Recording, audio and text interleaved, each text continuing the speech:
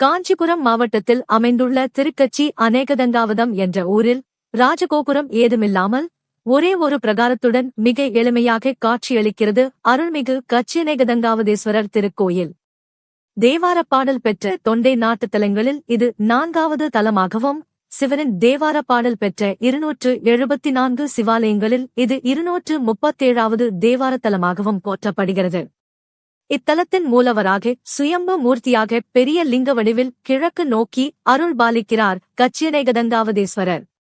காஞ்சி காமாட்சி அம்மனே இத்தல சிவனுக்குரிய அம்பாள் என்பதால் இக்கோயிலில் அம்பாளுக்கு என்று தனியாக சன்னதி எதுவும் இல்லை.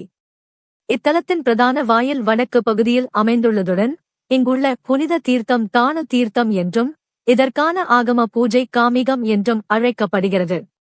இத்தலத்திற்கு ஒரு வியப்பூட்டும் வரலாற்றுப் பெருமை உண்டு. குபேரன் தன் முற்பிறவியில் செய்த புண்ணிய பலனால் அருந்தமனின் மகனாக பிறந்து அலகைக்கு அரசனானான். அப்போது அசுரகுருவான சுக்கிரன் அவன் மீது பொறாமை கொண்டு பெரும் தொல்லைகள் கொடுத்தார்.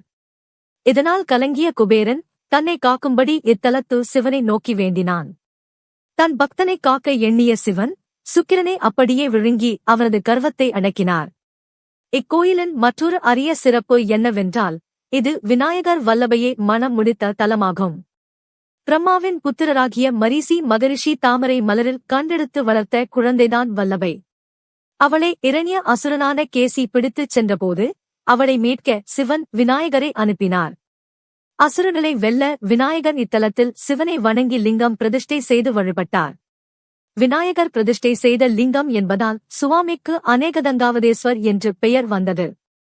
வல்லபையே மணம் முடித்த தலம் என்றாலும் இக்கோயில் பிரகாரத்தில் உள்ள தனிச்சன்னதியில் பெரிய மூர்த்தியாக விநாயகர் மட்டுமே வீற்றிருக்கிறார். அவருடன் வல்லபை இல்லை.